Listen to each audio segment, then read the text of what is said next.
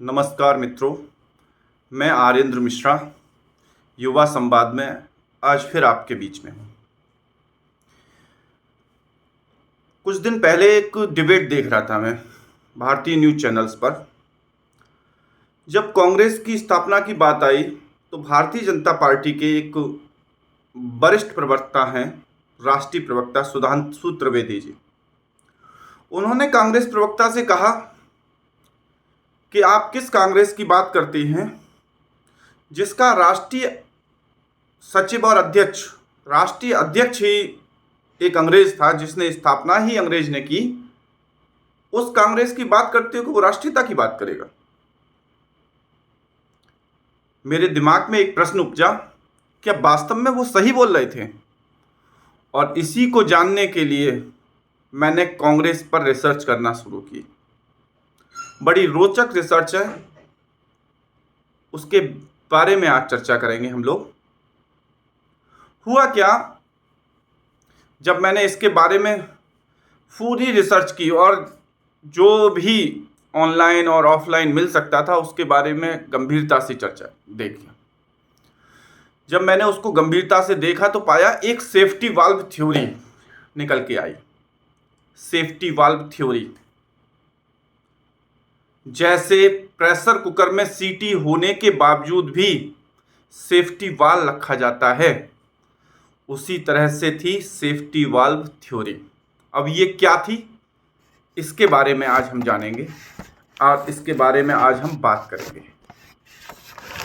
Safety valve theory और उसका उदय किस तरीके से हुआ। जब हमने इसके बारे में जाना तो बड़ा गंभीरता से बात हुई और निकल के क्या आया वो मैं आपके बीच रखता हूं। सन 1857 की बात है। सन 1857 की क्रांति तो आप सभी लोगों ने पढ़ी होगी, मैं समझता हूं सभी जानते होंगे।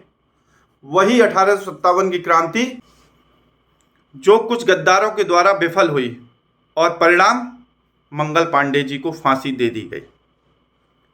हमारे देश के प्रथम शहीद मंगल पांडे को फांसी दे दी गई, जो कि अंग्रेजों के लिए ही अंग्रेजों की सेना में कार्यरत थे।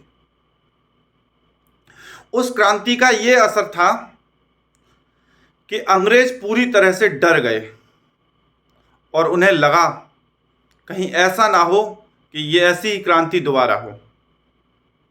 परंतु 1857 के बाद, क्रांति दबने के बाद, मंगल पांडे की फांसी होने के पश्चात हमारे देश में 1965 में एक अकाल पड़ा।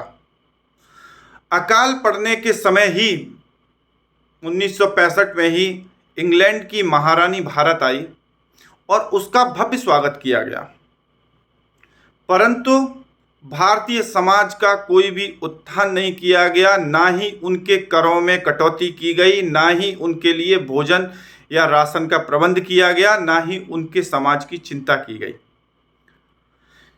जिससे जनमानस में धीरे धीरे विद्रोह पनपने लगा और वह विद्रोह सतह पर आने को तैयार था। उसी समय उदय होता है एलन ऑक्टेवियन ह्यूम का। ये अंग्रेजों का आईएएस अधिकारी था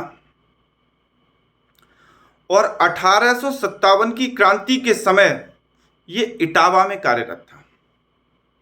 जब ये क्रांति हुई, चीफ मजिस्ट्रेट के पद पर ये इटावा में कार्यरत था और चीफ मजिस्ट्रेट होते हुए भी इसको महिलाओं के भेष में इटावा से भागना पड़ा। जब ये देखता है कि धीरे धीरे विद्रोह की स्थितियां पनप रही हैं, ये 1882 में उस समय के तत्कालिक वायसराय जो थे, उस समय के तत्कालिक वायसराय जो थे लॉर्ड डफरिन, उनके पास जाता है। 1882 में शिमला में ये लॉर्ड डफरिन के साथ एक गोपनीय मीटिंग करता है और अपने द्वारा बनाई गई 9 वॉल्यूम की अपने द्वारा बनाई गई 9 वॉल्यूम की एक रिपोर्ट प्रस्तुत करता है। और इस रिपोर्ट में क्या था? इस रिपोर्ट में A.O. ह्यूम ने लिखा था कि धीरे धीरे अकाल की वजह से, हमारे अधिकारियों के उत्पीड़न की वजह से, महारानी के भारत आने के बाद हुई फिजूल खर्ची की वजह से और बंगाल के विभाजन से जनता के बीच रोष है और बहुत जल्दी ही 1857 की तरह पुनः एक क्रांति होने वाली है। जब A.O. ह्यूम ने लॉर्ड डफरिन के सामने ये बात रखी तो उन्होंने इसका समाधान तलाशने की जिम्मेदारी भी A.O. ह्यूम को दे दी और उनके बीच में एक प्लान बना। उस प्लान को कहा जाता है सेफ्टी वाल्व थ्योरी। अब कहेंगे आप सेफ्टी वाल्व थ्योरी क्या होती है? आप समझिए, मैं आपको समझाता हूं छोटे से कि एक क्लास है, उसके सारे बच्चे एक टीचर से नाराज हैं या प्रिंसिपल से नाराज हैं। आपने क्या किया? वो सारे बच्चे प्रिंसिपल से शिकायत कर रहे हैं।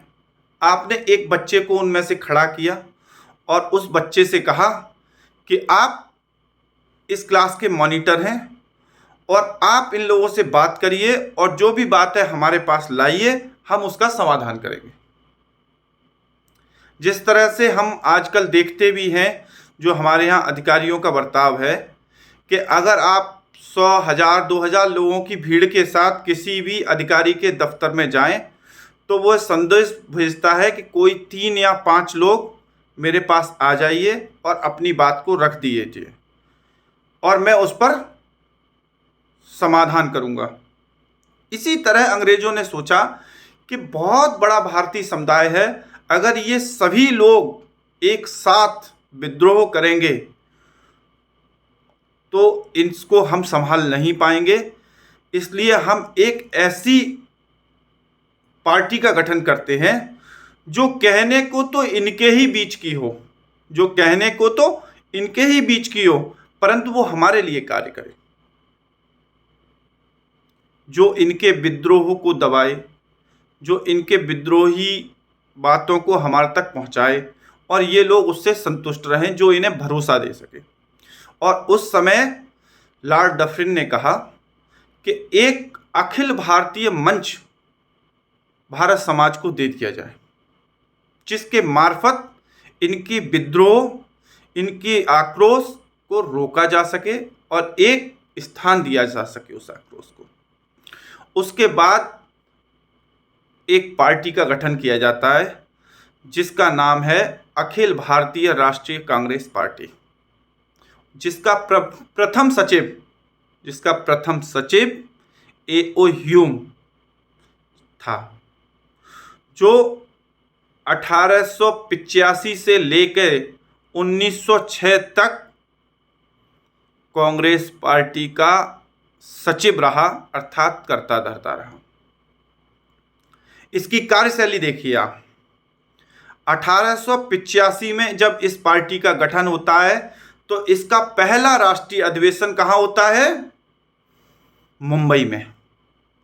1885 में जब इस पार्टी का गठन होता है और इसका पहला राष्ट्रीय अधिवेशन मुंबई में बुलाया जाता है, और जिसकी अगवानी कौन करता है, कौन रहता है उसमें? भारत सरकार के प्रमुख सचिव हेनरी कॉटन और सिविल सेवा के सिविल सेवा के अध्यक्ष वेंडर वन उसमें शामिल होते हैं। ये कांग्रेस पार्टी का प्रथम अधिवेशन था। फिर दूसरा अधिवेशन होता है। दूसरा अधिवेशन कलकत्ता में 1986 में होता है और जिसका स्वागत लॉर्ड डफरिन करते हैं, जो उस समय के भारत के वायसराय थे और अपने आवास पर एक डिनर देते हैं जिसे गार्डन पार्टी कहा जाता है, जिसे इतिहास में गार्डन पार्टी के नाम से जाना जाता है। तीसरा अधिवेशन मद्रास में होता है, जहां पर इसका स्वागत मद्रास का गवर्नर करता है। पहले तीनों अधिवेशन होते हैं, वहां पर अंग्रेज अधिकारी, टॉप लीडरशिप अंग्रेजों की वहां पर उपस्थित रहती है। और उसमें अध्यक्ष कौन बनाए जाते हैं? भारत के लोग जो अंग्रेजों के गुलाम थे, चाटुकार थे और उनके बीच रहते थे, जो उनके इशारों पर कार्य करते थे। उस समझ में आया मित्रों? एक पार्टी का गठन होता है, अंग्रेज उसका सचिव बनता है, एक भारतीय को वो उसका अध्यक्ष बनाता है, और उसकी जो शुरू के 3 अधिवेशन होते हैं, इन तीनों अधिवेशनों में भारत सरकार के अंग्रेजों के टॉप लीडर्स शामिल होते हैं। पार्टी का गठन हो गया, चीजें चलने लगी। धीरे धीरे पार्टी का प्रभाव बढ़ाया जाता है और सभी राज्यों में इसकी इकाई गठित कर दी जाती है। ये सब चलता रहता है। इसी बीच 1906 में 6 तक ए.ओ. ह्यूम रहे। 1912 में ए.ओ. ह्यूम की डेथ हो जाती है। इसी बीच 1912 में जो इस पार्टी के संस्थापक थे, ए.ओ. ह्यूम, जो सचिव थे इसके मौजूदा, उनकी डेथ हो जाती है, मृत्यु हो जाती है। और 1912 में ही अंत में 1912 के अंत में 1912 के अंत में बांदीपुर जिले में कांग्रेस का अधिवेशन बुलाया जाता है, और जिसकी अध्यक्षता रघुनाथ नरसिंह कर रहे थे, जहां पर लॉर्ड डफरिन को कांग्रेस का पितामह घोषित किया जाता है। क्या किया जाता है? कांग्रेस का पितामह लॉर्ड डफरिन को घोषित किया जाता है 1912 में। मित्रों, रोचक मोड़ 1913 में आता है। 1913 में एक अंग्रेजी लेखक, अंग्रेजों के लेखक, एक अंग्रेज ने, जिसका नाम विलियम बेंडरवर्थ था, उसने ए.ओ. ह्यूम की जीवनी लिखी। और जब ये जीवनी प्रकाशित होती है तो इस जीवनी में पाया जाता है कि लॉर्ड डफरिन और ए.ओ. ह्यूम के दिमाग की उपज थी कांग्रेस पार्टी। कांग्रेस पार्टी का जन्म ही अंग्रेजों के सपोर्ट के लिए हुआ और भारतीयों के आवेश को दबाने के लिए किया गया था। जब यह जीवनी प्रकाशित होती है तो उस समय के कांग्रेस के सदस्य रहे लाला लाजपत राय विद्रोह करते हैं। वो ये कहते हैं और नरम दल की खिलाफत भी करते हैं, और वो उस समय के यंग इंडिया अखबार में एक लेख लिखते हैं और वहां पर सेफ्टी वॉल्व थ्योरी का खुलासा करते हैं, जिससे कांग्रेस का नरम दल उनका विरोध करने लगता है। यहां तक ठीक था। कांग्रेस का उदय कैसे हुआ, कांग्रेस बनी थी, कांग्रेस का बनने का उद्देश्य क्या था। तब तक कांग्रेस का कोई भी भारत को स्वतंत्र कराने का किसी प्रकार का कोई भी उद्देश्य नहीं था। ये है सच। अब आगे की बात करते हैं। जब ये चीजें खुल जाती हैं और अंग्रेजों को लगता है कि जो हमने कार्य किया था वो सारा कार्य बेकार हो गया, सारी मेहनत बेकार हो गई, तो हमारे देश के जिन्हें राष्ट्रपिता कहा जाता है, गांधी जी, जिनको हम राष्ट्रपिता कहते हैं, उनके कर्म सुनिए।